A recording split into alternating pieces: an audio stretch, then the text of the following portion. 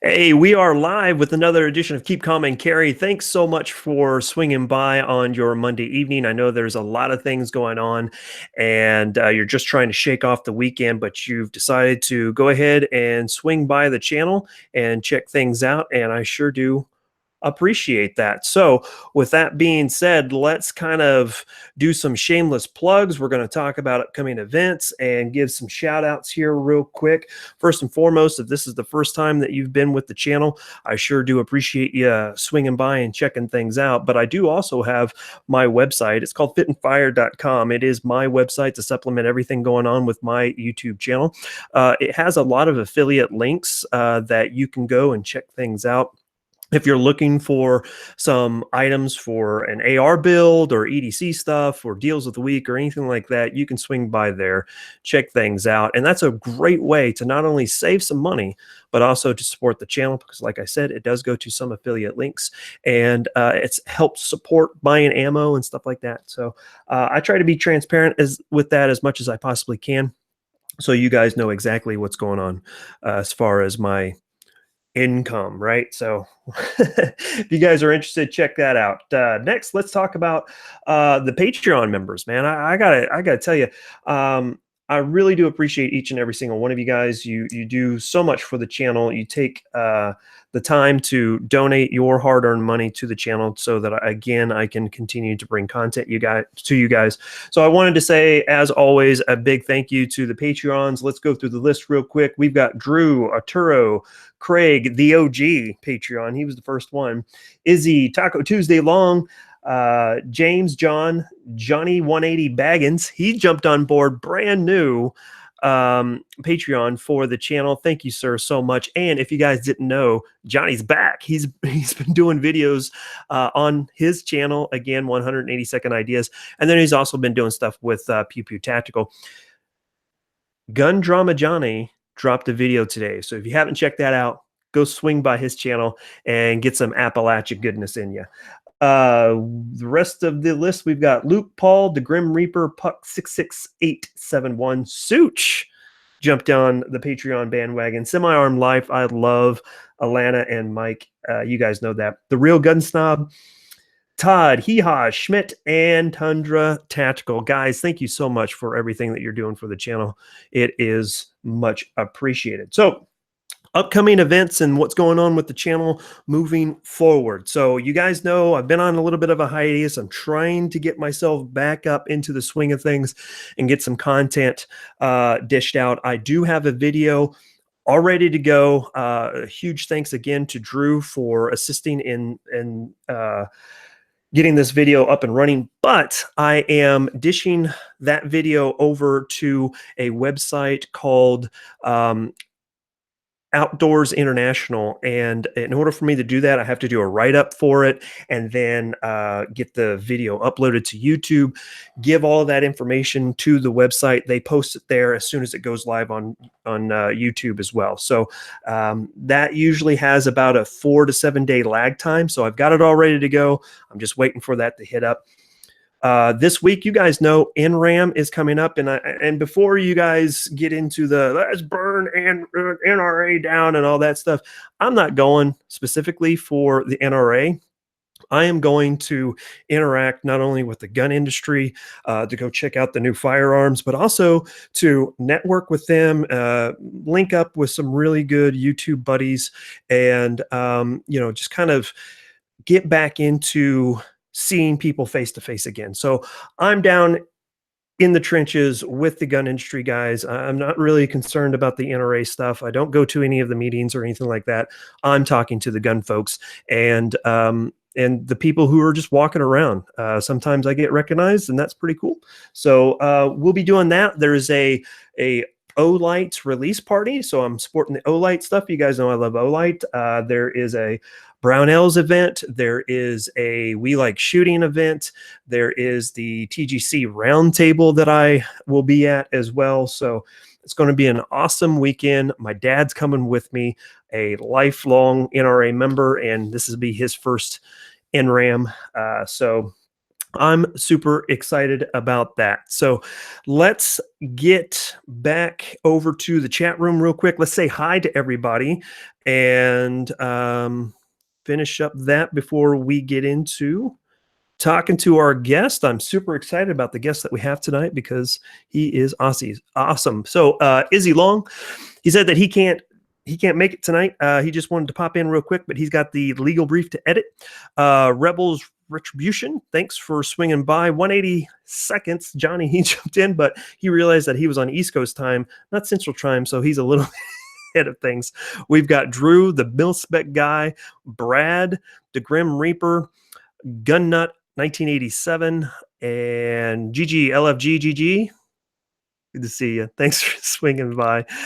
Mike Bryant, good to see you, sir. It's been a long time from being in the chat, or if you have, I don't know if you've been in there, you haven't said anything, but that's cool too. And then Lena, long time friend. Good to see you. High school buddy. Thanks. And then Les Life. You guys, great. I really appreciate it. If you have any questions for the guest, by all means, drop them in the chat room and I will try to answer them as best as I possibly can. So let's get into it, man. I'm rambled on for 6 minutes about me and nobody cares about me. We're here to talk to our guest. If you guys don't already know, we are blessed to have Kit Badger with us tonight. And if you haven't been following his channel, you should go over and check him out because at the end of the day, he's the dude of the gun tubes. And that's a Big Lebowski reference if you guys don't know, but he is literally the most laid back guy I know. And his videos also end up having some of the best scenery and backdrops that you'll ever see. He just did a video not too long ago where he was just sitting in snow with a bonfire, and it was almost like a painting. It was like it was in a studio or something like that. It was crazy. So help me welcome Ivan from Kit Badger. Sir, how are you doing? What is going on with you and your side of the world? Thanks, man. I'm doing good, man. I really appreciate the opportunity to be here, and thanks for having me on. Yeah, things are going good, man. Good, awesome. So you're up in the mountains, and like I said, you get to have these awesome backdrops. Whereabouts in the world is this? Obviously, I'm going to guess it's in the Rockies, but whereabouts, if you don't mind? No, so wherever I was, I tried to go out of my way to go get rad shots. So for a while, when I first started a bunch of my filming, I was actually out in California and over on the Central Coast, and I'd travel around to go film places and stuff too. But now I'm actually up in the Pacific Northwest, up in the Panhandle of Idaho. All right, on. Cool. Just need to say hi real quick to Yehuda. Good to see you, sir. So tell us a little bit about yourself, obviously who you are, where you come from, your interests and stuff like that, and we'll go from there. Man, how far back? Like you can start with right after the womb if you want to. So I grew up over on the West Coast, Central Coast, California, and someone who was really like pivotal in my life growing up was actually my grandfather. He was, well, both my grandfathers, but my one in particular over on my mom's side, he was a Marine in World War II, like fought in the island campaigns, like Okinawa, Peleliu, all that stuff. And every year you'd have these huge like Marine reunions for a Bodfish chapter of the 1st Marine Division. And so I'd be like surrounded by all these amazing guys and stuff, and definitely influential. And I don't know, that was always kind of in the back. And going through life, at one point, finally decided I was going to go ahead, join the military, and that being Marine Corps. And I went to the recruiter and I was like, all right, like, let's do this. And they're like, all right, like, what do you want to do? And I'm like, well, like, I want to be a Marine. And it's like, well, okay, well, like, you took the ASVAB, like, what do you want to do? And I'm like, well, like, it's just infantry, right? Like, is there anything else in the Marine Corps? And I was like, no, I'm gonna be in the Marine Corps, in the infantry. And so, yeah, did that for a little over 4 years, got out, kind of played around, did some off-road racing, raced in some of the Score International races for a while. Raced the Baja 1000 a couple times, which it was just fun. And then ended up going back into service, went back into the Air Force for a little over 4 years, or 4 years rather.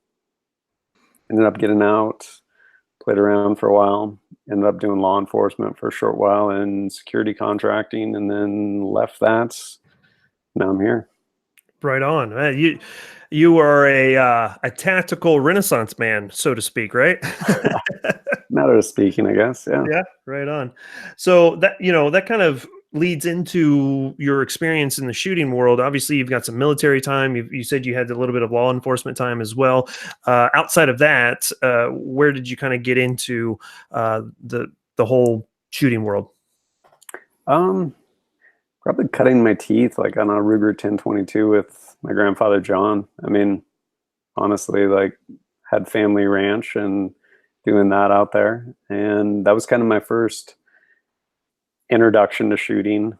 And then in the Marine Corps, I actually learned about like marksmanship and stuff. But then honestly, it wasn't until I got out of both branches of the military that I actually learned about like shooting, because military is pretty antiquated when it comes down to it, like at the end of the day. And especially being in the Marine Corps, like pre 9/11, like I was in there from like 98 to 02. So like that transition from like peacetime to military, or peacetime to wartime, huge transition. I mean, like doing mag changes and like stowing your empty magazine in your cargo pocket per SOP. It's like, what? Like, no, that's not how this works. Right. So with your channel, where did you end up deciding that you wanted to do this YouTube thing, and kind of what was your stage of life that allowed you to kind of get this ball rolling? All right. So kind of like Kit Badger as a concept, I was actually deployed overseas over in Kabul on like 100-day deployment. And I happened to be on that deployment. I was on the same shift with this guy, Russell Bear, sharing the same room, like for basically the entire 100 days. Like we were together, like we bumped each other on the shift, like we spent basically 100 days like next to each other. Only person in the world I could probably ever do that with. And like our room was 107, so it was Cafe 107, like that's what we called it, and got along super well, and we just bounce ideas off each other like all the time. He was working on his stuff, I was working on my stuff. I had like FFL, different stuff going on at that time, and we kicked around the idea of like essentially Kit Badger, like this high production like gear review channel, and then we didn't do anything with it. And fast forward probably like 3 years or something like that. And I knew I was going to be leaving contracting because I was ultimately getting divorced, and I didn't want to be gone anymore. Wanted to be there with my boys. So to that end, I was like, okay, well, hey buddy, you stole that URL by chance? And he's like, yeah, man, I got it. I'm like, can I get it from you? And he's like, yeah, sure. So he gave it to me, and I'm like, I'm gonna make this thing work.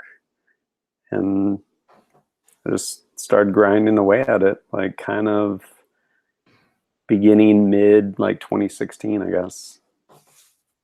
Right on. So that was that was probably about a year before me, with me starting. So you're sitting at what, 2.5, almost 3 years, or 4 years now? 4 years, Coming right? up on 3 years. 3 years. 3 years. I can't even do math right now. I Whew, think. it's Mondays. Yeah. Yeah, Mondays are rolling in pretty hard sometimes. So I wanted to take a break and swing on over to the chat room. Hey guys, again, if you are interested with anything that Ivan's got going on, please by all means jump into the chat room. Let's see. Mountaineer Marksman says, is James at TFB making Ivan wear short shorts for TFB reviews? No, he's got that on lockdown, man. Yes, he does. If you've seen Gun Gossip Johnny's video, he talks about Yeah, James. that newest one, that was good. Yeah. So let's see. You're next. He jumped in there and said, "Watch out, Mark. Brandon is coming for you.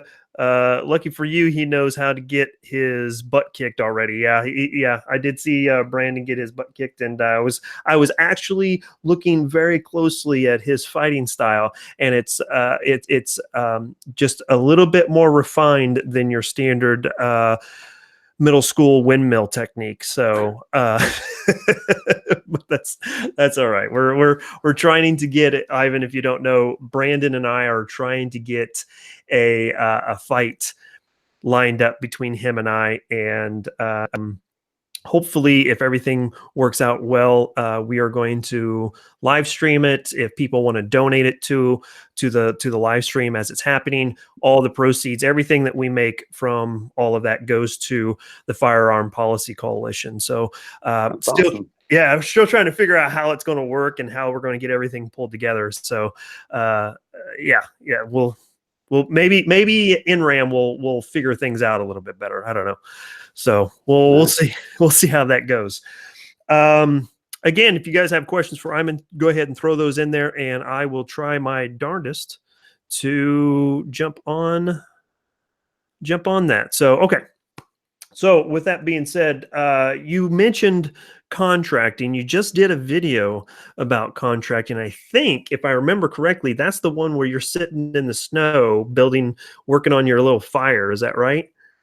Yeah, that I'd been kicking that idea around for a while. Like, it's something I wanted to do, and I finally got around to filming it. And yeah, that video like pretty much blew up and went viral, and like absolutely helped out my channel and everything, like significantly. Like, went from like 15,000 to like 25,000 subscribers in like 2 weeks.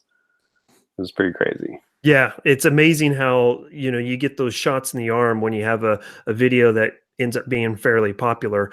I haven't had anything experienced like that as of yet, but I've had some videos that have, busted through the 100,000 view marks, which for me is that's a really great Big, video. yeah. Yeah. Yeah. No, So it is. yeah.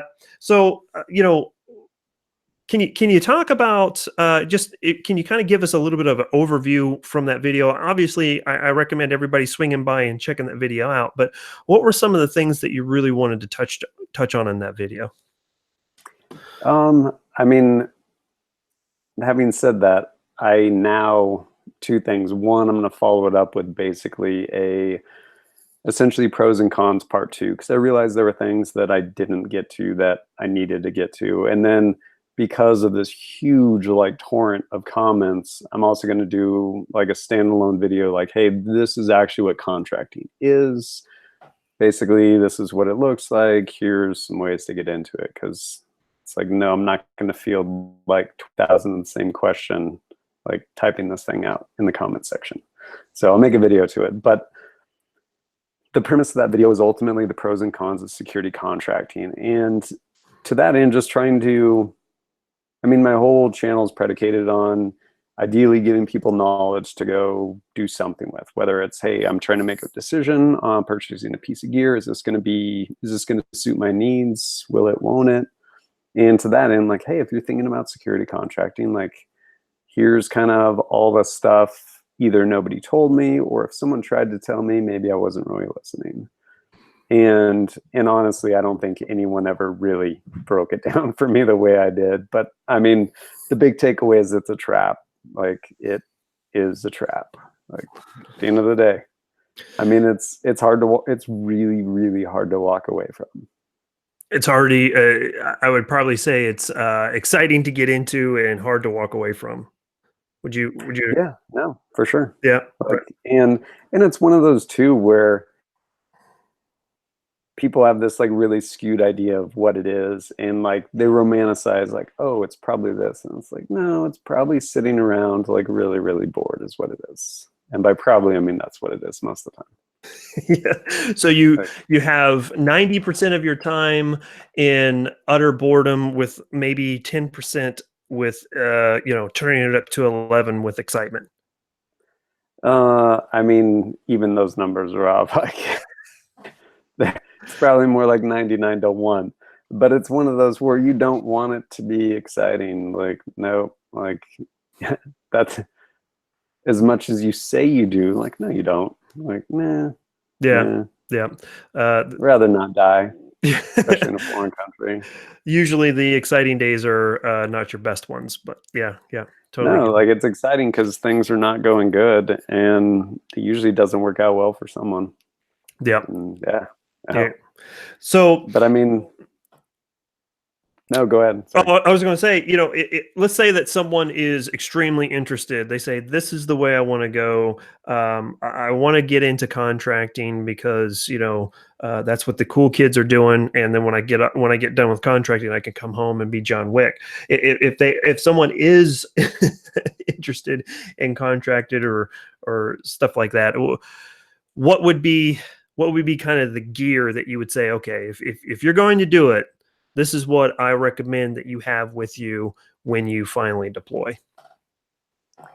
Um, Man, that's a hard one because it's one of those two where you don't want to be the guy that shows up with all this gear and they're like, "What are you doing?" And you're like, "You don't need like half that stuff."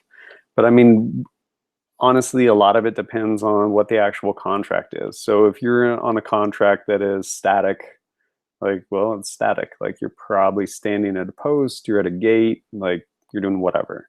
Or if you're somewhere that's mobile, like you're driving around. So that will dictate, hey, I'm gonna have this set up because I need to do XYZ. Like I'm gonna run the sling and make sure the sling is able to be stowed on itself because I'm gonna be in a vehicle and be pulling my weapon in and out. But I mean, even stuff like that, the contract's gonna dictate like the weapon. So like for a while we had like ghetto rifles, like old like Bushmasters and stuff. And then finally the contract got money and then we had like LWRCs with like PEC 15s and stuff like that.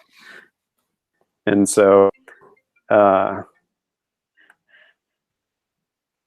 yeah, just sorry, Oh no, momentary interruption. no problem, no But problem. yeah, like it yeah, like no, like work on the skills, like the gear will sort itself out. And at the end of the day, most contracts worth a damn.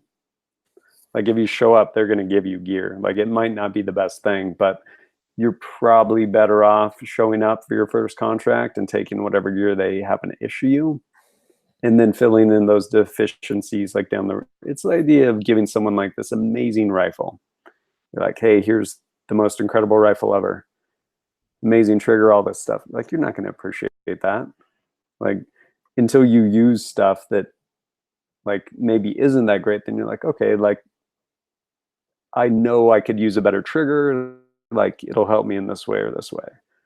Versus, like you'll actually be in a place to articulate, like, hey, I need this piece of gear to actually fill this need in this role in the job I'm performing.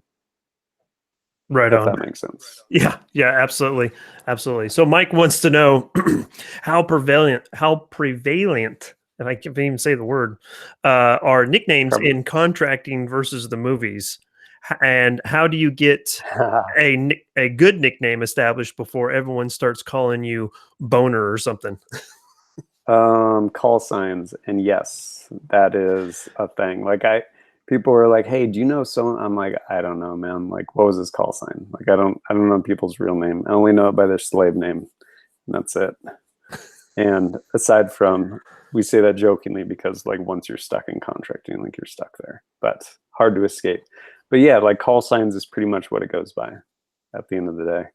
And as far as getting them, like you will probably be given one. And they tried to move away from, because I know there were a lot of people with some like really derogatory ones and whatever it was, what it was. I mean, people's call signs that were like broke back or simpleton or whatever.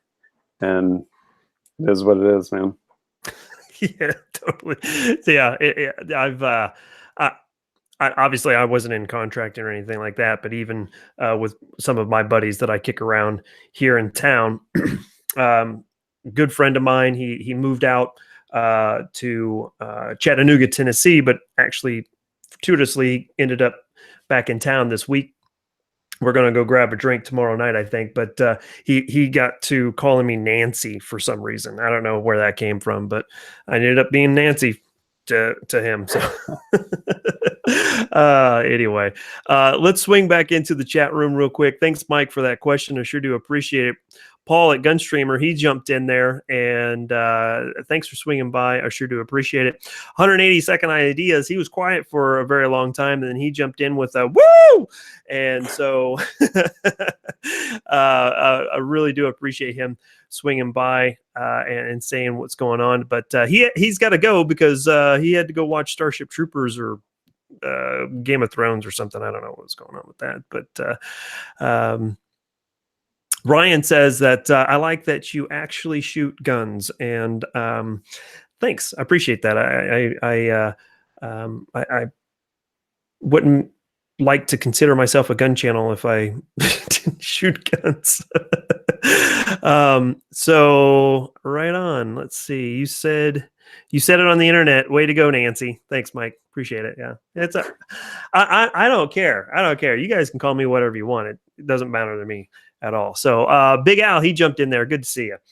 All right, so here's a great question for you. I love this question because I like to see where everybody's kind of position is at. But if there's a crap hit the fan type of situation, what is your go-to rifle pistol setup that you would use to protect your home, your family, your neighborhood, whatever the case may be? Man, it will probably be whatever someone happened to have sent me last for review, because it'll be on hand. So hopefully it will be something that actually functions enough to send back those of light strikes or something like that. Sure. But no, I mean, best case scenario, I don't know. The gun I was running down at the shooter symposium thing was pretty rad. It was basically an Aero Precision lower with SBA 3 brace on it, and then a custom 12.5-inch upper built by Criterion Barrels, and a Collis 1-6 on there. Thing's amazing. Surefire, Scout Light, all that stuff. Yeah, things rad. Right on, right on. So I've got two questions that just jumped in here. James wants to know, ask Ivan how he came up with the KBAT system.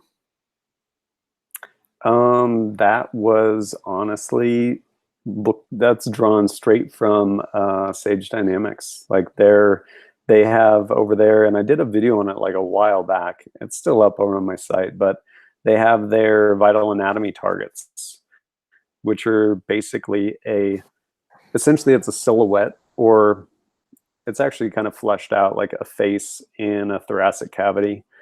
And while I liked them because they're free PDFs, they're awesome, what I didn't care for about them was the fact that as you move back, you saw like these geometric shapes. It was like, I want to say like a triangle and a circle or something like that. And I was like, well, that's not really a target indicator. Although, to fairness, I actually talked with Aaron Cowan when I was at Shooter Symposium. And part of the reason for that, I guess, is just because it delineates, makes it really easy for the sake of scoring for people and stuff. And then he also uses like mainly 3D targets now anyway, I think. But so I ended up basically taking those, and I was like, all right, well, I would actually like to just be prompted with a silhouette like as I move back and still have all the bone and structural stuff there. And so I did that. Like I went into the mirror, like sat there with a ruler and was like, all right, like what are the dimensions, and wrote everything out and started sketching and eventually refined them into what they are. Right on, right on. That's actually pretty cool. I kind of geek out with the minutia of those types of things. So that's pretty cool. Johnny wants to know, obviously, about your viral video, and you kind of went viral over the last month. What's the coolest thing that came out of those weeks? Oh man, Um, I think honestly, just the growth and the interaction with the people through the comments, and that, like, I pretty much have read all those comments, or most of them anyway. And some just like go into the weeds off on like some little thread, and I don't even get notifications and whatever. It's like people arguing about who knows what. But pretty much going through and reading all the comments, like it's been really cool. Like on the one hand, a like validation of sorts, and then also just as far as like building something, like building Kit Badger, getting growing and everything like that. But really cool on the other side of it though, like people where the videos actually resonate with them. They're like, hey, never thought about that. I'm looking at going into that. Like essentially that video helping people hopefully negotiate something like that, whether it's contracting or there's so many other parallel career fields, whether it's working in the oil fields, excuse me, or anything else that essentially set you up for that as far as being away for these blocks of time. And you fall into this like destructive kind of thought process with it too, as far as like, one, the way you view money, and then also like how destructive it is for like relationships too. And so yeah, I think that's probably the coolest thing to come out of that 2 weeks, is just seeing a like positive impact for people like via the comments. Yeah, that's always interesting to see some people's thought process. You know, a lot of people have some really great comments and some things that may not have been thought about or mentioned in the video itself that we do. But then you always have some people that are that are there just to give you a minor stroke, I guess. I don't know. I don't know what they're Trolls, trying to man. do. Yeah, I know. I will say on your Instagram feed, you've got some of the best comebacks to these trolls that I really think that you should do a video on how to deal with internet trolls. I think that would be a really awesome video. I might sometime. I mean, it's one of the, like, people will comment on a video and like, one, it's either something positive, cool, that's fine, or it's someone like with like a legitimate question, even if they're coming off kind of stupid, and it's like, you know what, I will help you overcome your ignorance on this. Like, let me try and answer this for you because someone else might have that same question. Or you'll have someone like kind of borderlining on that second type where someone's just being stupid, and it's like, all right, well, we can still get some value out of this because you're stupid, and I will like help you highlight the fact that you're stupid, like by making, like, by returning your comment essentially in a really nice way. And then you have the third one that is like there's zero value to, like someone's just being bombastic or whatever it is, then those just get deleted. Like, got no time for that. So. Yeah. Yeah. The one that I got just the other day, it was, I'll have to read this to you because, you know, it took me a second and I was like, do I just give the standard thanks for watching reply? It's like, Right. no, this guy needs, he needs a little bit more love than that. Let me see if I can scroll back through it. Oh, here we go. Wow. You let your comments section rip your manhood right out. Now you're cowering into your opinion with another video. Shake my head. Just goes to show what kind of world we live in when complete strangers can make a grown-ass man turn bitch without even touching him. I was like, well. People okay. are amazing, man. Like Yeah. today I got one on my, it was on my loadout bit. It's right here. This guy wrote, AE the God is his call sign. Says, complaining about rain, sun, and humidity while talking about shooting course you took with your tactical loadout makes you come off as a weak dude who seems to be able to afford these things, so buying them makes you feel more like you're badass. Not saying that's true, but that's how it comes off on this video. So my response was cool. Mine and was you have bad grammar, but I'm not going to bother. So yeah, that's usually what I go for is grammar for the win. Mine was a little bit more heavy-handed. I said, "What a world we Let's see. What a world where people can cower behind a keyboard. Amazing. The majority of what I said in my last video was echoed in this video, but I can tell that your IQ is too low to be able to listen and comprehend. Thanks for watching anyways. So, yeah. What's weird is like most of these people would probably never say any of this to like anyone's face, and it's just like, man, why would you act that way anywhere? Yeah, Like, exactly. You know, I don't get it, man. you don't know me, right? I don't know you. I'm not going to just jump on your feed and just be like, "Oh, you're an idiot." You know, it's. I don't. I guess I was just raised a different way. I don't know, but I will say that here recently, especially, I would say probably since about December, especially when I was training for my fight and I was getting some of these comments, I've been more of an more of a dick, really. You know, Yeah. I don't want to be, but sometimes some of these comments are just like, yeah, you whatever. So Well, I mean, at the end of the day, like you're human too, so it's dude, you catch people at the wrong time. Like yeah, I've had people, yeah, no, it is what it is. hmm But yeah, people yeah, get stupid on the internet. yeah, they sure do. So that's that I set myself up for it. So Brad wanted to jump in here and say, what is Ivan's formula to achieving his insane level of badassery? And Steph says hi. No, man. So one, I don't consider myself a badass because I've spent enough time around enough people to realize like the waters are deep, man. Like they're really deep. And I'm grateful for the skill and knowledge I have accrued, but everyone's on their own journey. And to that end, like to actually progress down that road, you got to shelf ego and stuff like that. Mm-hmm. I mean, that's what it comes down to. Like if you walk into things, whether it's shooting courses or grappling, any discipline for that matter, if you drag ego with you, like it is not going to help you. And honestly, I carried it for the lion's share of my entire life. Like absolutely. And yeah, like until you start to let that stuff go, like you're not going to progress in whatever discipline it is that you want to like work in and achieve in and stuff like that. So yeah, I mean, it's really easy when you say it, and then it's hard to shit when you try and do it. So Yeah.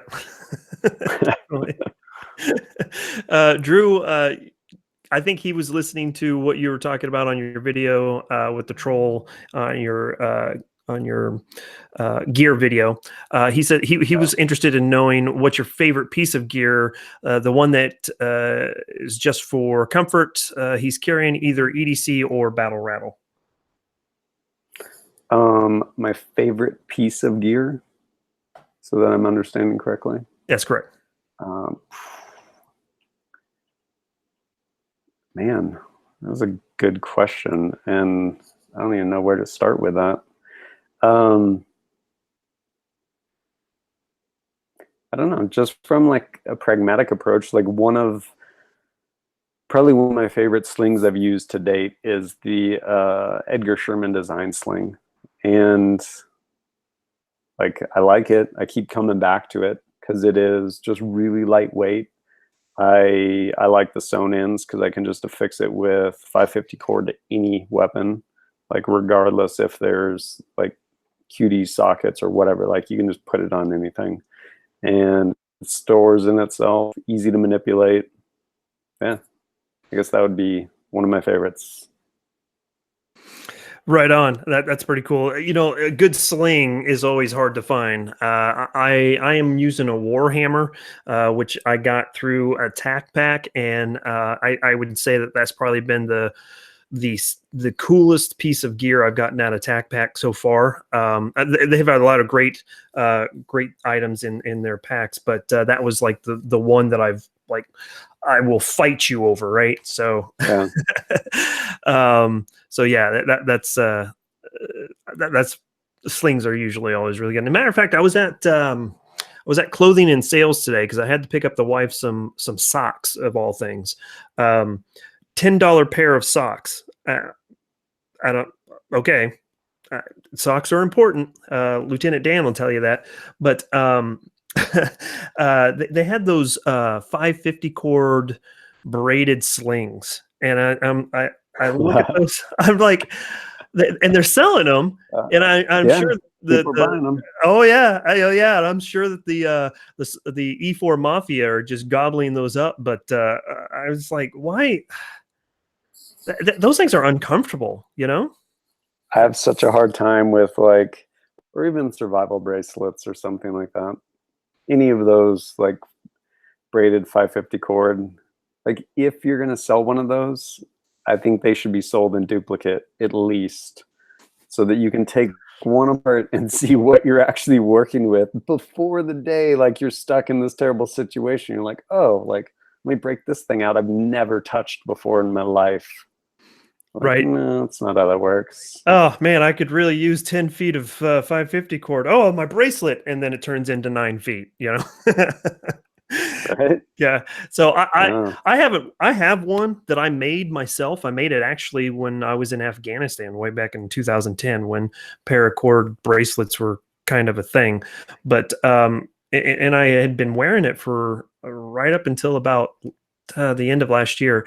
And I keep it not because I need cordage or anything, but the biggest thing that I keep it for, keep it close to me, is personally, I think that you could quickly turn it into a tourniquet if you need to, and it's easy that you can wear. You don't have to have a cat or a rat's strapped to you. You know, I've got mine around my wrist, but that's my thought process on them. I haven't worn, like I said, I haven't worn mine in a long time because I now carry a cat's with me. So, yeah. So I've asked this. Yeah, I saw that, Yehuda. You're a jerk. Okay, I saw what you sent me, and you're a jerk. Okay, but I know the answer to this already. But question jumped into the chat room asking, "Are you going to NRAM?" I am. I wasn't sure if I was going to be able to make it, and some stuff happened. I'm like, yes, I need to make it. And yeah, no, I've never been before. I am, I guess, a life member of the NRA. I haven't got my magazines forever, I feel like. And I asked for my ballot so I could vote for Adam Kraut, and it never came. Whatever. Either way, I'm just going to hang out with people and network. So I'm looking forward to it. Right on. Yeah, yeah. Adam, I got you there. I see you in chat room. I I've got you. I'm just swamped right now. I will get to it just as soon as I can. I can't promise you that I'll have it done anytime soon.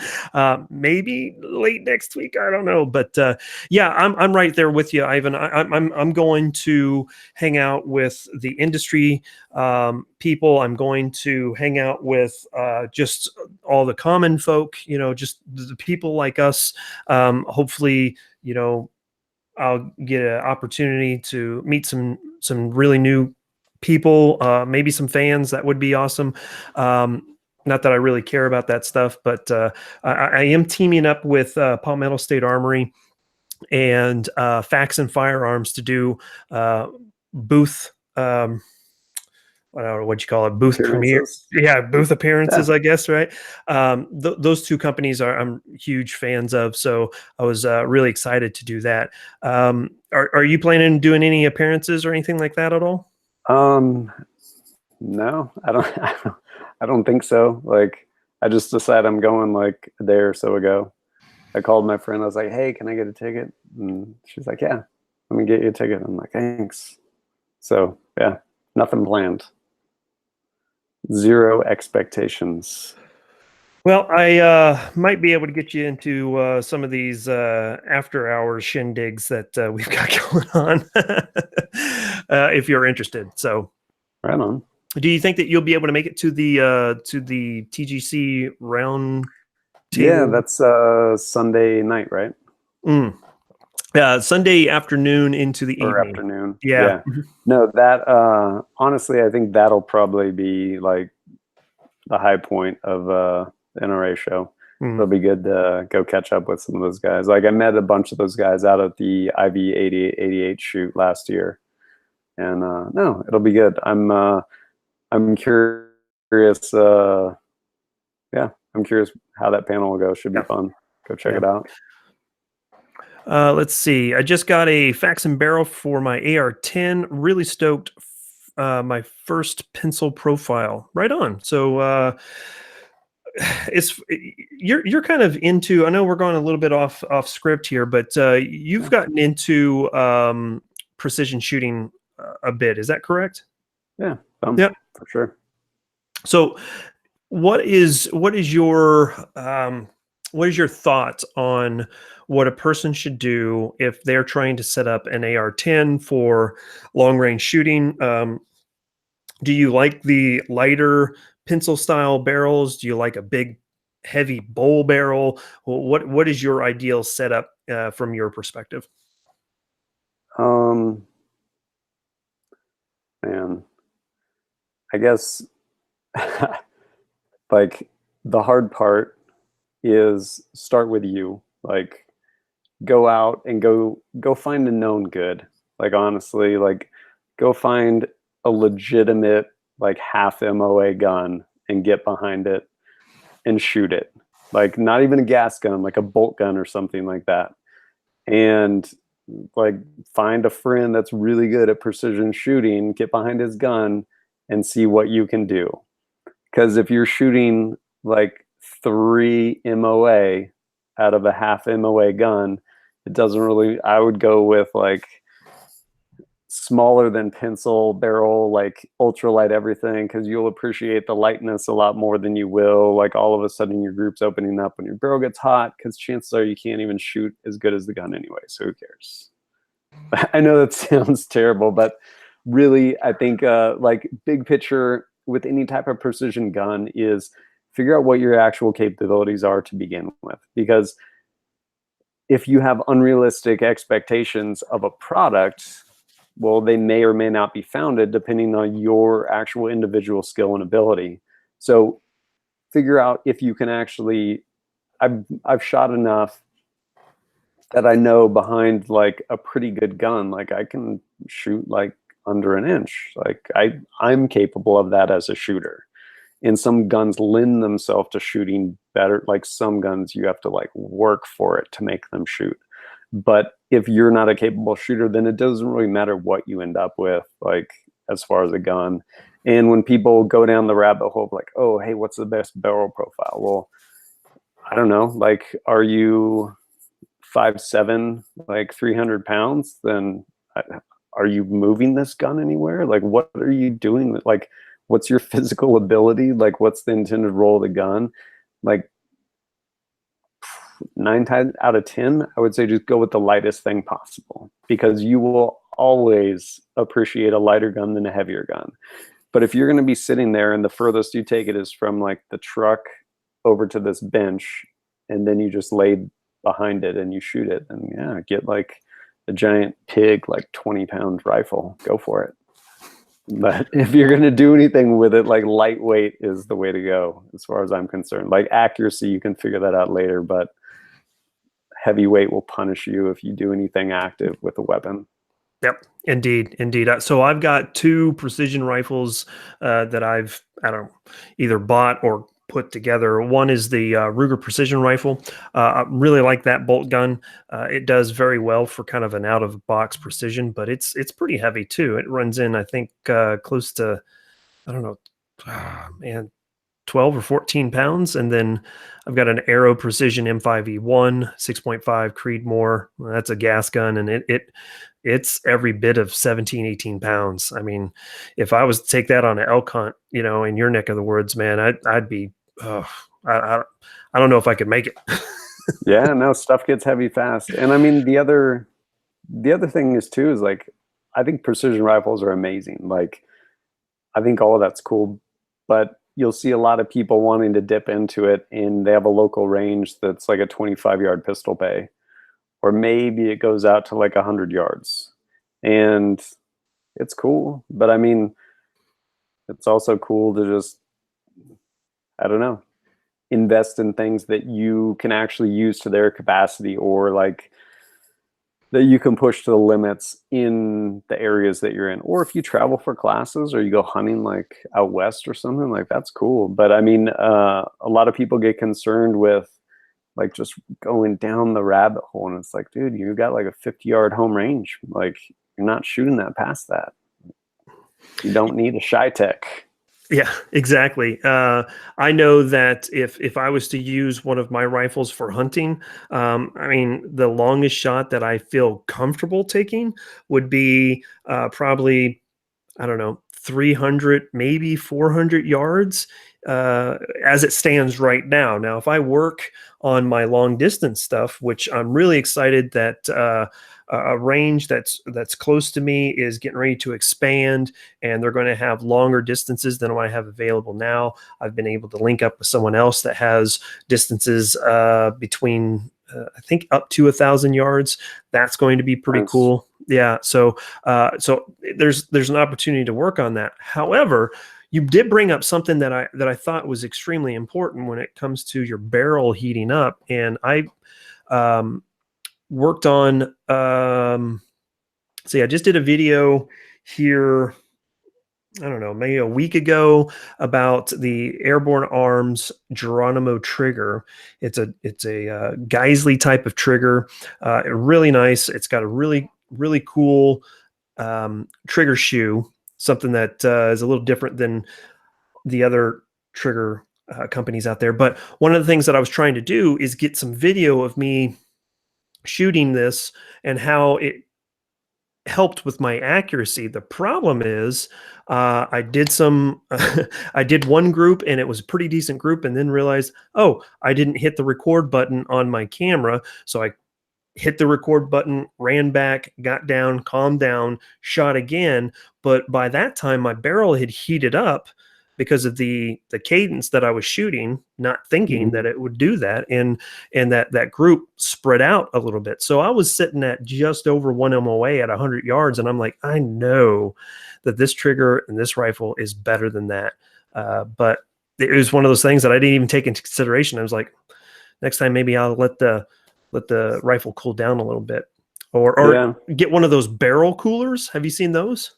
Yeah, I want to say someone just came out with one too. Same people, Magneto Speed, I want to say, just came out with one also. So when you're, I think, so when you're chronographing stuff, you can have it cooling your barrel as well. Yeah, yeah, it's really pretty cool. So, Having said all that stuff, though, about precision guns and what gun to build, like, get whatever you want at the end of the day, because regardless of maybe if it's the right gun for your circumstances, if you don't want it, like, who cares? Like, if you want that gold Desert Eagle, like, get that gold Desert Eagle, man. Like, you do you. yeah, yeah. A good friend of mine says that you can't take your money with you, so you might as well just be happy now. Yeah. Okay, yeah. So, all right, we're going to switch gears here a little bit. You seem to be kind of a pretty stout guy, pretty fit. What are you doing these days? Obviously, you've been in the Marines, you've been in the Air Force, you've done some law enforcement stuff. What are you contracting, all that jazz? What are you doing to kind of stay in shape as best you can?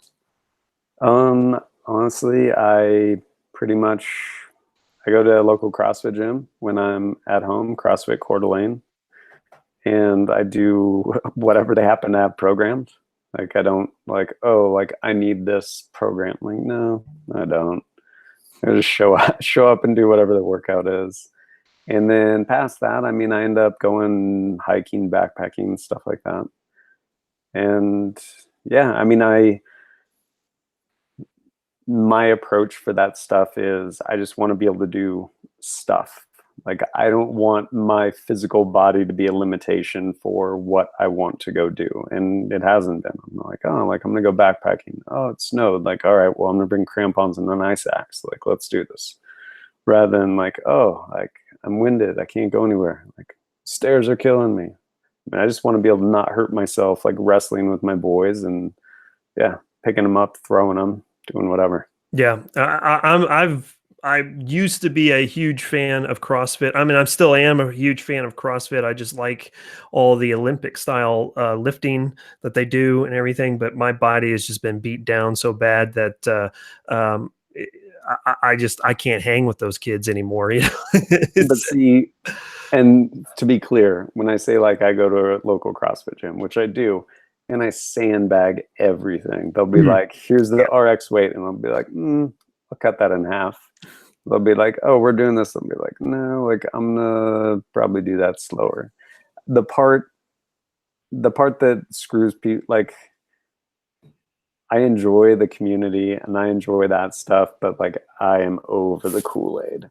And the part that screws people with CrossFit, and for whatever reason they happen to leave it off the end of every single workout, is it'll be like 21, 15, 9 deadlifts, box jumps, burpees with perfect form, or this with perfect form. Like if you keep that on the end of every sentence, like you're not going to hurt yourself, and you can't bring ego in there. But no, like I'll go slow. I'm not there to compete with someone. There's certain movements I'm good at and I can go fast with them, but usually they're like body weight things or something like that. But at the end of the day, it's a matter of maintaining form rather than like trying to race the clock. And it's like, okay, whatever. Like you didn't go to full extension, you win, whatever. I don't care. Yeah.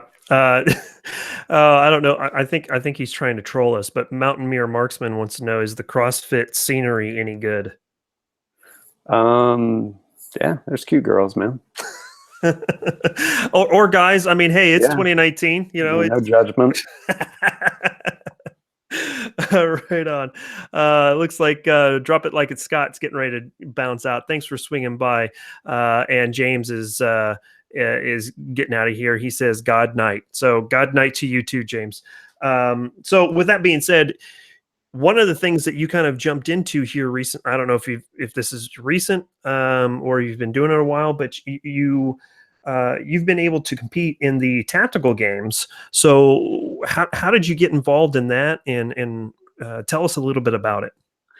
Yeah, it's actually a lot of fun. I randomly got involved. I guess long story long, I was at a press event over in at Sig Sauer for the release of the M17 pistol and the M400 tread rifle.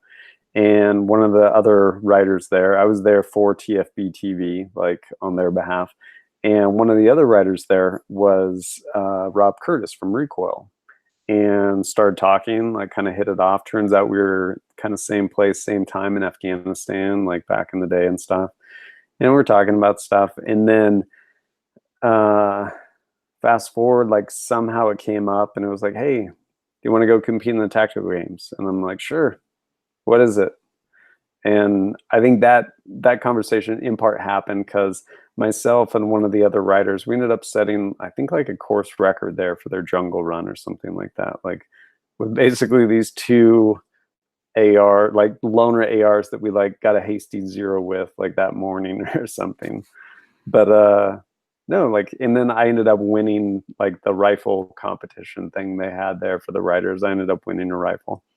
And he was like, hey, do you want to go compete in this thing? And I'm like, sure. Like, what is it? Tell me about it.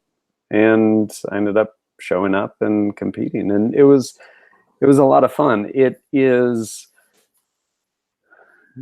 like much more fun for me. Like I've dipped into 3-gun a little bit, and like it's fun. Like it's valid. Like when do you not want to shoot fast and accurate? Like when is that not a good thing? And those people can shoot really fast and accurate. It wasn't really my thing as far as just some of the ways, the nuanced stuff, some of the rules. I'm just kind of like, wait, why? We can't do that. And no, like the tactical games kind of isn't that. It's like you have a primary and a secondary, and you're running in body armor and kit. And I'm like, okay, rather than like these crazy like shell caddies, like trying to like quad load a shot. Like I don't even own a shotgun right now. I'm like, what? Like, what am I supposed to be doing? Like, if you can't load a shotgun, it doesn't matter. You lost. Like game over. Like with 3-gun stuff. And No, tactical games was definitely more suited for like the kind of shoot I enjoy doing. I mean, it's basically go like redline your heart rate and try and get your rifle shots, pistol shots, negotiate with our obstacle, and yeah, like it's a lot of fun. Right on. So let's see. ML Evans says the elusive daddy, or excuse me, the elusive dad badger with short cap America, and wants to know why. Ask him why he's so elusive. Why am I so elusive? He's always commenting on my Instagram, the elusive dad badger. I don't think I'm very elusive, man. Like, if you want to hang out at NRAM, like, I'll be there. Come shoot in the Pacific Northwest. Like, come to the Rune Nation course up here in July 6th and 7th, I think. I'll be hanging out, shooting. There you go. Right on. Yeah. All right. So with the tactical games, excuse me. So can anyone just kind of jump in on that and compete, or do you have to Yeah, be no, invited? Or? absolutely. No, like anyone, like you show up and, well, you register and then show up and compete. And it's one of those things where people put roadblocks in front of themselves sometimes, and they'll be like, oh man, like I don't know, like what about, like, no man, like you just go and you get what you get and have fun. And like people get into this thing where it's like, oh, like I need to go train for the tactical game. And if you want to train for it, like absolutely, like it's good to have a purpose, like at the end of the day for your training, like, hey, like I'm gonna go practice this so I can go do this event. I think that's great for people. But the way I approach the tactical games is just like from the standpoint of validation. Like I spend time in the gym. Like I said, I'll go to the gym when I'm home and I'm not traveling, or I'll go to the range when I can get out there and shoot.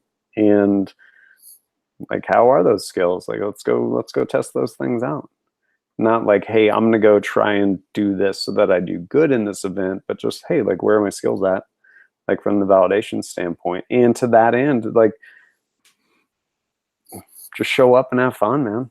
There's nothing there that is not like not attainable for someone. I mean, even if there's rope climbs and you're like, I can't climb a rope, doesn't matter. Scale out's burpees. Like have fun doing burpees. Like they're not fun, Yep. but like you get through it and you compete and complete the event. Like it doesn't matter. I posted this little like video the other night of one of my boys, I think on Instagram stories, one of my boys climbing a rope. And I ended up captioning it as he's like climbing up this rope, and it's strength over technique. And then the next one was like heart over strength. And like at the end of the day, like that's it. I mean, yeah, technique makes things really easy. And strength, if you don't have technique, can shore that up. But if you lack strength and technique, like heart will do it, man. Like just come out there and like go for it and have fun. So, what would you say is the benefit of tactical games in comparison to some of the other competition shooting sports that are out there? I think you kind of hinted to that, but do you think that the tactical games is something that is more applicable to daily life, I guess you would say, or? In Yes, in the sense that you actually have two different things. You actually have physical fitness, and then you have like the martial skill of shooting, versus a lot of those others are like gamed. And I'm not saying that in a bad way, but they're gamed to the point of like it's shooting. Like at the end of the day, like it's shooting, and it's super valid. Like those guys are amazing shots. Like they can shoot really fast, really accurate, hands down. But it's basically more pushing towards the idea of like unknowns and actually getting yourself like gassed out and then having to perform, rather than like walking through some different barricades and you're like, all right, done with that stage, let's do this.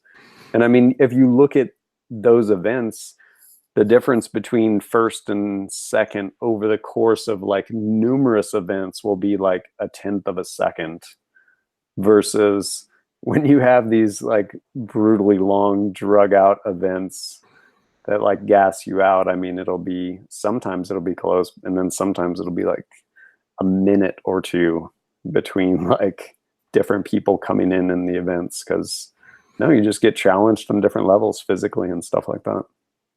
Right on, yeah, and that's something that I've been really interested in doing is being able to get into something where I can run and gun just a rifle or a pistol or something like that, and kind of redline yourself to challenge yourself and see how far you can take yourself. I think that's one of the things that appeals me to the tactical games so much. So, yeah. Yeah, and I think, not taking anything away from any of the other shooting sports, but that's one thing I think it does a good job with, is just, yeah, like being able to like really and truly end up pushing yourself and actually having to shoot under, as soon as you put a timer next to someone, they're shooting under stress. But shooting under stress when like you're fighting for breath, like that's just kind of a different level, and probably a better indication of where you are as a shooter than like, did you clean that course that you just walked through and watch 5 other people shoot? Like, I don't know.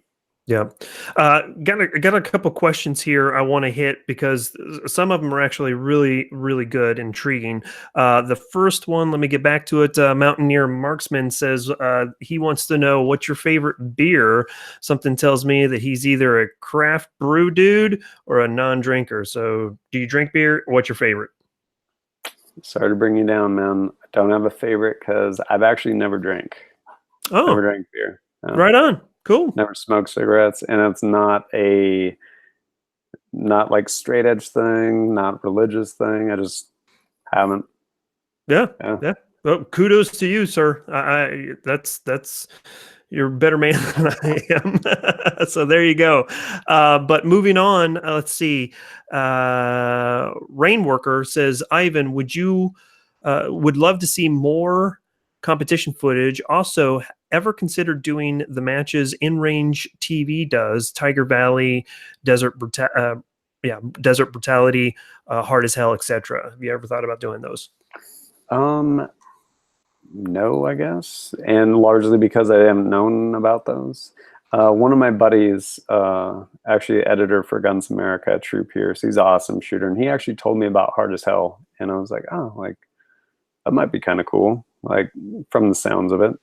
But no, I'm pretty much out of the loop on like most things, and so unless someone's like, hey, what about this? Honestly, I probably didn't even cross my like mind. Like just recently someone told me about, I think it's called like Cola Challenge or something like that. Yes. And I was like, oh, that'd probably be fun. But I had never heard of it. And I mean, same with tactical games. Like I'd never heard about it until I was like, hey, do you want to do this? I was like, sure. Granted, it was pretty new. I think the first one I went to was the second one they ever had. But yeah. Yeah. I don't know So if that answers the question. no, perfect. Yeah.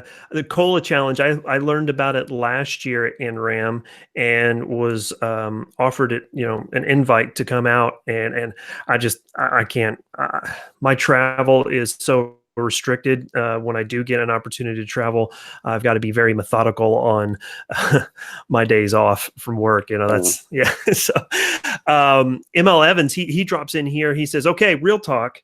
This is actually a really good question. Do you both think that the military would benefit from doing training exercises like tactical games? I think the military would benefit from, absolutely they would, and I think period they would just benefit from actually having competitions, like just changing the way you actually think about something. And down at Shooter Symposium, I ended up taking a course with Vogel, like a pistol course, and dude's an amazing shooter. But one of the things he was talking about was basically like changing the mindset of a par time being like, oh, cool, like I made it in under 4 seconds, versus like, oh, damn, like I made it in a 3.57 and not 3.56. And so changing the way you approach something to where you maintain like an accuracy standard, but you actually put a time element in there that incentivizes people. Like, that's cool if you're accurate. Like, that's important, but it's even cooler if you're accurate and you're really fast at the same time. And if you watch people like, well, for example, like at a bunch of the tactical games, like there's not a lot of SF dudes on the podium or anything like that. And not taking anything away from them. Like they're over there like smoking dudes in the face, like overseas, like good on you. But you put a lot of those people in a competitive environment and like the wheels fall off. And part of it is, especially with the military and law enforcement, I say that having come from there, there's so much ego involved. There's so much ego involved that it keeps people from competing from the first, or like from the word go. And because of that, they won't really progress past a certain level that they're at anyway. And yeah, like creating competition, like, yeah, you start to like damage egos, but at the same time, you actually allow people to grow and become better shooters. And I think the military could absolutely like benefit from that.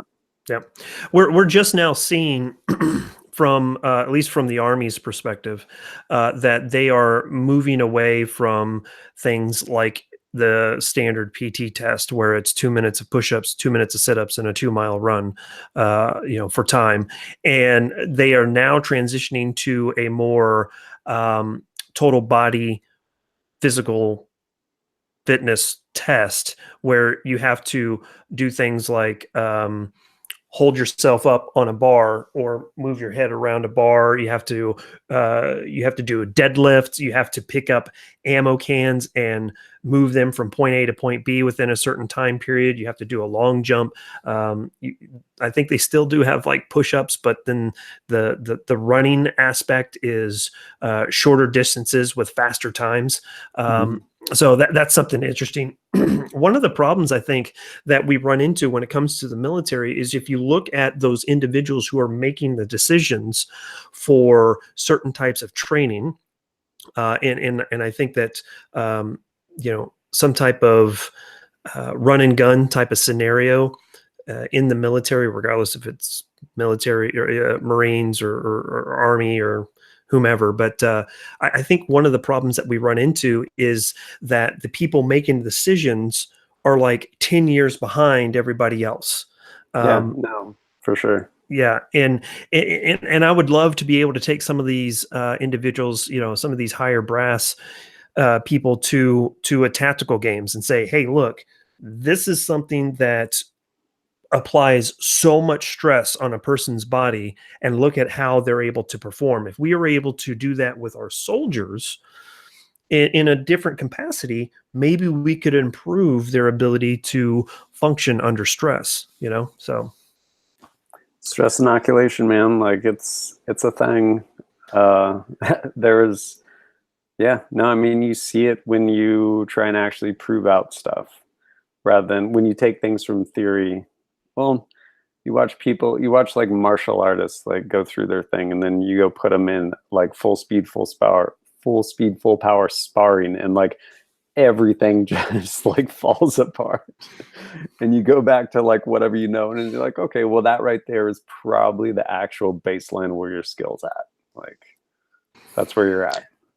Yep, absolutely. I can tell you from my own personal experience here recently that you will fall back on your foundations very, very quickly. You can have the best plan in the world and know exactly I'm going to do this, this, and this, and as soon as that stress level gets turned way up, you fall back to okay, this is a jab, this is a cross, this is a round kick. It's the way it works. But the more like you inoculate yourself in those environments and stuff like that, like the better you ultimately end up doing. Like down at Shooter Symposium, I took a class with Craig Douglas from ShivWorks. Amazing class. And it culminated in this like Thunderdome, like 2-on-1 scenario. And like I did pretty good, but part of the reason I did pretty good is like that wasn't the first time like I've been thrown to the sharks either. Like I've done that before, like gotten thrown into the deep end, and you're like, okay, like after a while you're like, okay, like I need to get myself sorted out, get out of the situation, and you start to figure it out. But until you get indoctrinated in that, like like, ah, I'm scared. What do I do? Yep. Yep. Get Exactly. lost. Rain Worker, he says, I see a lot of guys get specific run and gun gear rather than run what they have. Do you think that it's more important to run what you got or get custom guns built for speed? And, that's a hard question to answer. I think it really depends on exactly what you're wanting to do. I can tell you from my personal experience, when I do a 3-gun or I do IDPA, I am trying to compete and be good, but at the same time, I'm trying to also run the things that I would normally run. All right. So IDPA, I can't carry appendix and draw from there because they're so freaking safety weird. Right. But yeah, I try to be as minimalistic, and this is what I would normally do when I compete. I don't. Do you kind of run your own gear, or especially with tactical games? What were you trying to run there? I mean, yeah, I mean, it's not the arrow, it's the Indian at the end of the day. I mean, I showed up to the tactical games with like a pistol I never shot and like a rifle I zeroed with like 10 rounds at like 50 yards. And I came in second in the elite, which was cool. And I mean, I'm not saying I'm amazing. I'm saying like the gear at a certain level, like it can help you, but and I mean, I also at the last games, like I ended up coming in like 5th out of 15, and I had like catastrophic failures with gear. And it is what it is. And people are like, oh, like, why didn't you like test all this stuff? And it's like, no, like I went to the tactical games to test this. Like I'm not showing up because like I'm gonna go win this. Like, yeah, it'd be really fun to win this. But for me personally, I'm in the business of creating content, and to that end, gear reviews. And it creates a really good platform to shake out a lot of stuff at once and see what works and what doesn't work. But if I was going like to just go, like, yeah, like run what you have, like coming out the other side, it's just like going to a shooting class. Like, oh, I need to get this for the class. Not like, no, take whatever you have. Coming out the other side of the shooting class, you might say, hey, I don't like these mag pouches because, or hey, I need to move these mag pouches because, or this sling sucks because we're shooting transitional stuff from like my support side and it chokes me every time I try and move it across my body. Like, okay, like now you should probably get a different sling or something. Or this optic is not ideal for I'll go run like a variable power optic at a relatively close distance at night in the dark using white light. Horrible place to use that optic. Like, I don't care. Like, I'm not trying to go see if the optic is like optimal for this. I know it's probably not. Like, I'm there trying to figure out what gear works. And at the end of the day, like, whatever you have will probably work. It's a matter of if you can make it work or not. And in using gear in different situations, you'll end up finding deficiencies and you'll say, hey, I either need to address this or I'm now aware of this. So moving forward, I know that if I'm shooting at night in the dark with this variable power optic, you know what? If the targets are past 25 yards, if I crank this thing up to 3 power, it's pretty much cheat mode and it's really easy. Cool, done. Like, you'll learn all that stuff.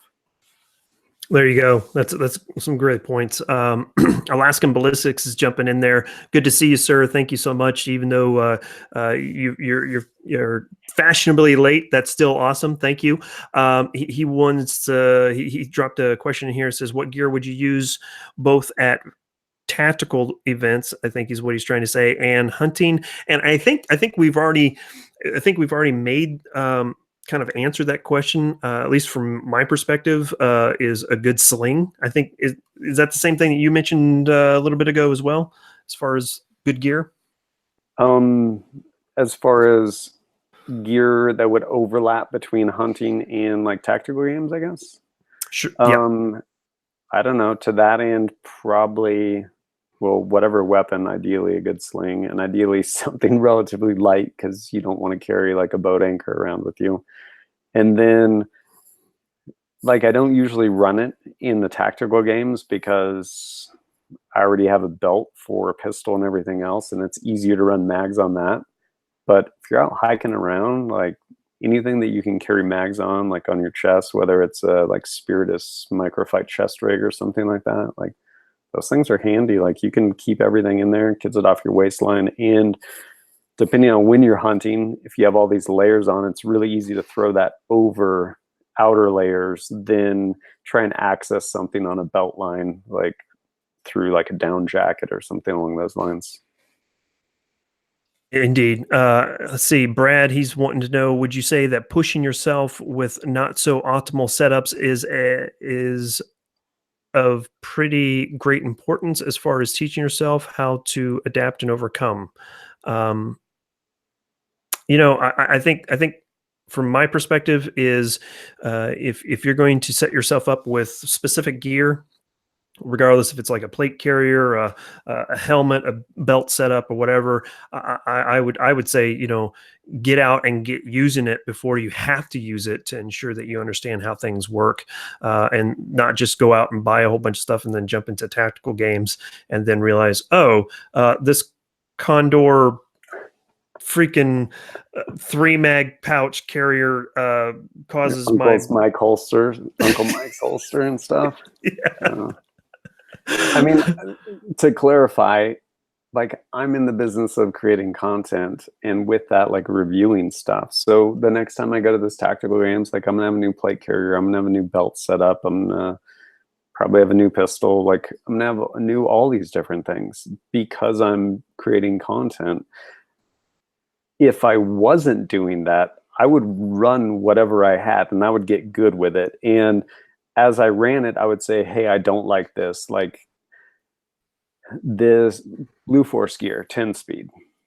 Loved them. Like I still love them. Like they do a good job. And I think in certain applications, they're great. Like I still run them like one of my belts I have set up over there with them. I love the fact that when you draw magazines out, like they pretty much lay flat. When it comes to putting magazines back in, it's a huge pain in the ass. Like it is. And you can get good at it, but it's never going to be as fast. So depending on how you train, if you're bumping magazines forward and like continually moving them, or even at the range, just setting up drills over and over again and putting your mags back in, eventually you're like, this maybe doesn't work for me. So to that end, Snake Eater Tactical, like their Burrow mag pouches, things are amazing. Like they pretty much lay flat when you pull things out, but the opening is flared. They'll hold like a ballpoint pin. Like you could shove a big pin in it and it'll stay in there. I mean, like the retention's amazing, super lightweight, all that stuff. And so as you go through with whatever gear you have, like you'll streamline it yourself. Like don't misconstrue what I'm saying. Like, yeah, like I'll run whatever. Like I'll probably go run the tactical games sometime in like full Condor stuff, and I'll probably break apart on like halfway through, and I'll be like, this is why you don't do this. Yep. But no, like ideally start with a known good, but you'll find what works for you and just replace pieces as you go, like as you see deficiencies in the way that you actually use it. Not because someone else says this is amazing, but because in the scope of how you use it, you've found deficiencies that you either don't want to adapt to, or I don't know, fill in the blank. Yeah. Yeah. G Police here, he says your back pocket is the fastest mag pouch and it's free. Unfortunately, you only have 2 back pockets and some of us carry 3 magazines. So I don't know how that's going to work. Yeah, retention's not that great usually either. Yeah. I don't know. All righty. Okay. I got 2 last questions. We're going to cut it off after this one. We've been running almost an hour and a half and it just keeps on going. It looks like this tactical games has really spurred a lot of questions, but Rainworker says, what are some of your favorite practice drills or ways you train? I'll give it to you there, Ivan. I'm assuming we're talking shooting, I'm assuming, right? Sure. Yeah. We'll go with shooting. You know what? Honestly, a while ago I'm sure there's actually a real name for it, but I made a video on what I just referred to as a poor man drill, where whether it's with the rifle or pistol, you on the buzzer draw out or come up from low ready, whatever it is, break your shot, conduct a reload, break a second shot, and then set the drill back up by conducting a tack reload. And yeah, like it's all of those different manipulations in the course of like 2 rounds. And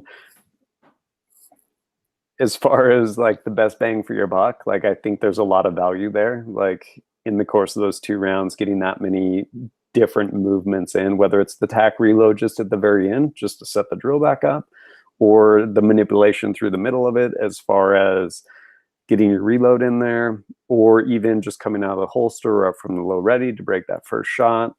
Like all those different individual components just packaged together with 2 rounds. Right on. And that's exactly the same drill that I was going to say, the 1R1 or one reload one.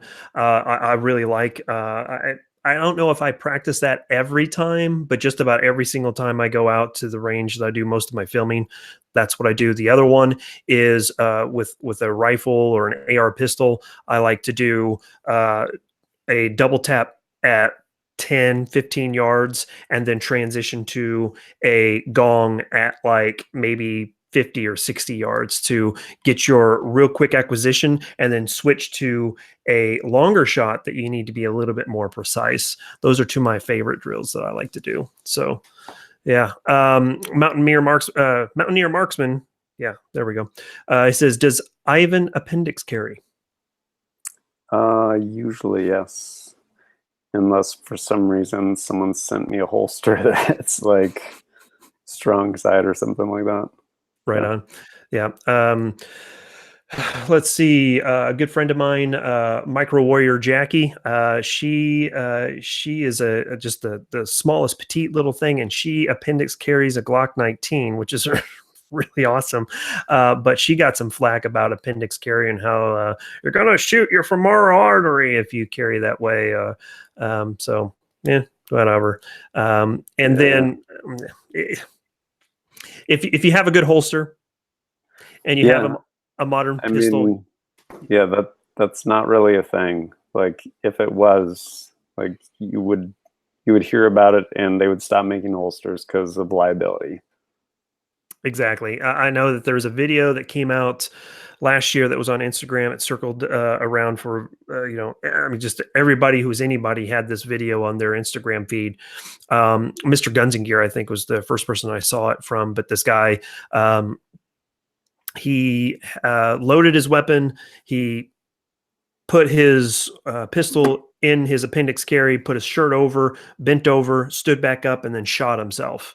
And no one really knows exactly what caused the malfunction or the negligent discharge, rather. But I'm sure that a lot of people point to that and like, well, see, this is why you don't appendix carry. I'm like, get out of here. It doesn't even. Yeah, Brad, IG is a funny place. It is.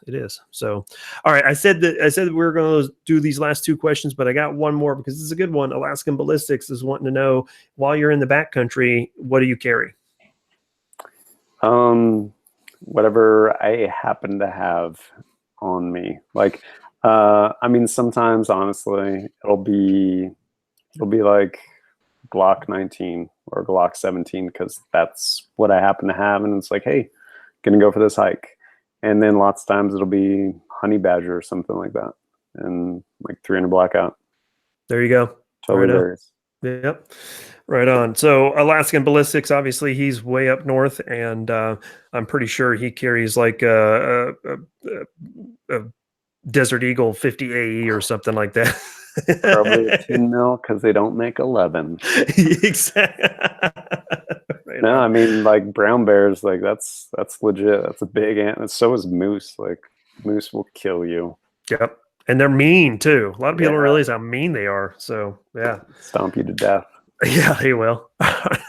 Well, let's wrap this up, man. We've been going a lot longer than I normally do, but we really got into some things that I really was interested in, especially with the tactical games. And I know that spurred up a lot of questions as well. I want to thank everybody that has been hanging out with us in the chat room. Thank you so much. And yeah, we still got 20 people hanging around after an hour and a half. So thank you so much. That is pretty awesome. We will get going. Naturally, if you guys are going to be in the Indianapolis area, please swing out to NRAM even if you can only make it for one day, it would be pretty awesome to see you guys, and maybe we'll bump into each other, or you'll bump into Ivan or something like that. But before we go, Ivan, I wanted to give you a chance for the last word. What do you got there? Nothing, man. Like I appreciate you having me on. Like it's been awesome, and no, thanks for your time, man. Thank you Yeah. very much. No, thank you for your time. You're more than welcome to be on the live chat anytime you want to. Just feel free to shoot me an email or a DM or something, and we'll make it happen. So we'll definitely have you on again here in the future, and we'll talk some more tactical games or something like that. Go from there and dive into that. So thanks again, guys. I know it's late for a lot of you, and you've hung out, and that is pretty awesome. We will see you hopefully next week. And if not, if you guys end up at InRamp, flag me down, flag Ivan down, swing by, say hi. We'd love to meet you guys, and we'll catch you later. So have a great week. Be safe, and don't forget to keep calm and carry. We'll catch you later, guys. Bye, y'all.